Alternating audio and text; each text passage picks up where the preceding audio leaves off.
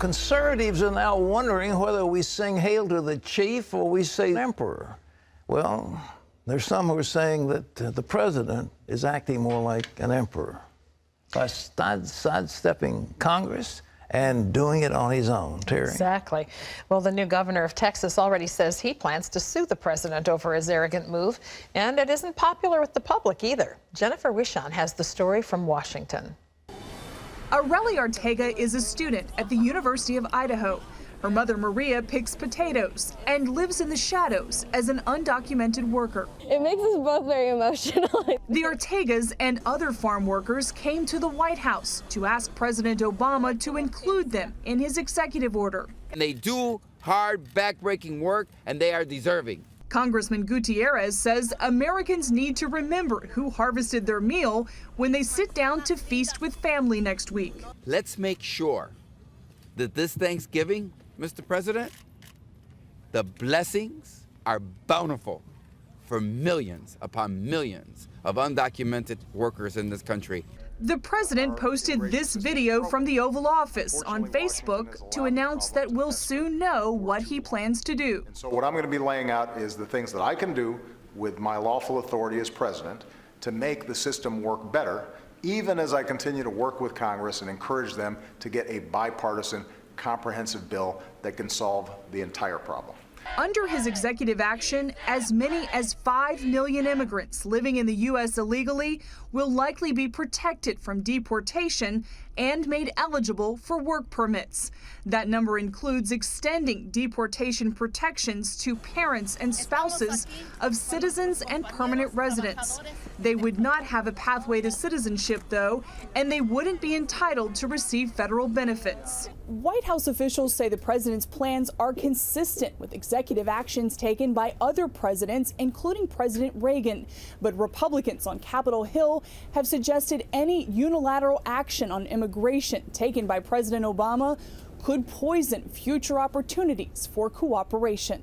And even though the president talks about acting within his lawful authority, critics say that's not true because he's going beyond the powers the Constitution gives him. Speaker John Boehner's spokesman says if Emperor Obama ignores the American people and announces an amnesty plan that he himself has said over and over again exceeds his constitutional authority, he will cement his legacy of lawlessness and ruin the chances for congressional action on this issue and many others. Speaker Boehner also took to social media, tweeting a list of 22 times President Obama, in his own words, said he couldn't act on the immigration issue on his own. And the president's executive action is not a popular move with the public either. A NBC News Wall Street Journal poll shows 48% oppose the president taking executive action on immigration. Just 38% support it. But support for a pathway to citizenship for people in the U.S. illegally remains popular, with 57% favoring it, 40% oppose it. It's an emotionally charged issue for sure. In an interview with USA Today, Oklahoma Republican Senator Tom Coburn says after the president's announcement, the country's going to go nuts because they're going to see it as a move outside the authority of the president. And it's going to be a very serious situation. You could see instances of anarchy. You could see violence. Regardless of how people feel, the president's move isn't permanent. In 2 years, the next president can do away with it. Only Congress can pass a law that offers true, lasting reform. Jennifer Wishon, CBN News, the White House. Thanks, Jennifer. Ladies and gentlemen, I want to say very clearly, I have a real heart for these Hispanics, the ones that are here working. They're hard workers. I mean, we have a building we were doing at CBN, and I walked over there one day, and most of the signs in the interior were in Spanish. And I said, what is going on? I said, well, these are workers from El Salvador or Honduras or wherever. Very, very good workers, hard-working people. And they're family people and all the rest of it. We need to do something, if we're conservatives, to reach out our hands and say, we love you people, we want to help you. But no nation can offer all of its bounty to the whole world. You can't do it. You just can't let the borders down and anybody comes in who wants to, and after you stay here for a few years illegally, then suddenly you get all the benefits and the goodies of citizenship. We just can't do that. So, ladies and gentlemen, it should be done by Congress. That's the way the Constitution works, and we have a president now who's ready to violate Congress, and he's being egged on by none other than Harry Reid. Harry Reid was discredited by the voters who said, we don't want you any longer as majority leader. You're out, because the majority has shifted in the Senate. And the policies of Obama were so obnoxious to people that the Democrats wouldn't want to run with him. They wouldn't even want to claim him. And the Republicans were saying, well, this man voted for Obama, and the one who was voting for Obama got, taken out so often. So there was an overwhelming landslide, tidal wave, or whatever, of disgust with these policies. Okay. That's what's going on in Washington. But I tell you, what's happening in Buffalo. We used to have some radio stations up there in the so-called EIV network. There was OIV, BIV, it was all across upstate New York, you remember? Mm-hmm. And south of Buffalo, oh, man. You know, Terry, it's now, I think, another 3 more. They're looking at possibly 8 or 9 feet of snow. 8 or 9 feet? Well, they do get summer on July 25th, I think. Well, if they're not dead or frozen, I mean, it's horrible to contemplate. It's so cool. They call it the Wait Lake effect snow. Okay. Mm-hmm. Well, Wendy's going to tell us about that. Wendy, what have you got about the weather? Pat and Terry, it is so cold that all 50 states have been below freezing at some point this week. And no place, as you mentioned, has been hit as hard as Buffalo, where a major snowstorm over Lake Erie has dumped 6 feet of snow and claimed at least 7 lives. Heather Sells has the story. The pictures tell the story of a snowstorm that's epic even by Buffalo standards. Today, a second wave of heavy lake effect snow is pummeling the region, with a total of 8 feet expected by Friday. Winter knocked and let itself in. Yeah. When all is said and done, this snowfall may break all sorts of records. This snowstorm is already blamed for at least 7 deaths. It has trapped hundreds of people in Buffalo on the highways and caught many by surprise. Running out of snacks and drinks. Just trying to survive right now. This week's stranded victims included the Niagara women's basketball team. They spent 30 hours trapped on their bus, melting snow to drink and posting selfies of their ordeal. The storm also created complications for little Lucy's birth. 2 pushes and out she came. Lucy was born in a fire station after her mother was rescued at the height of the storm. And the Buffalo Bills are hoping that by Sunday, football will be possible. They're offering $10 an hour and free game tickets in a quest to find 500 hardy shovelers. The goal, clear 220,000 tons of snow from the Ralph Wilson Stadium. For the rest of the country, it is still freezing cold. The temperatures have shattered records from the Gulf Coast through New England, but warmer temperatures are on the way. Heather Sells, CBN News. God bless them. Well, militants in Gaza have been firing test shots again. Israeli military officials say 4 rockets were fired over a 24-hour period. The tests come amid increased tensions in Israel after 2 Palestinians brutally murdered 4 rabbis and a policeman in a synagogue in Jerusalem. This summer, Israel fought a 50-day war with Hamas, the Islamic rulers of Gaza. Israel said it launched the operation to stop Hamas's rocket attacks. Israel's Iron Dome system also largely stopped them. Rockets from Gaza can now reach Tel Aviv, Jerusalem, and other Israeli cities. Pat? Well, Wendy, we're so amazed that Europe, especially Sweden, is saying, well, we're going to unilaterally recognize a state of Palestine. There has never been a nation called Palestine. The Romans called it Palestina. It was just a term they used that I think it maybe came out of Philistine or something, but there's never been a Palestinian nation.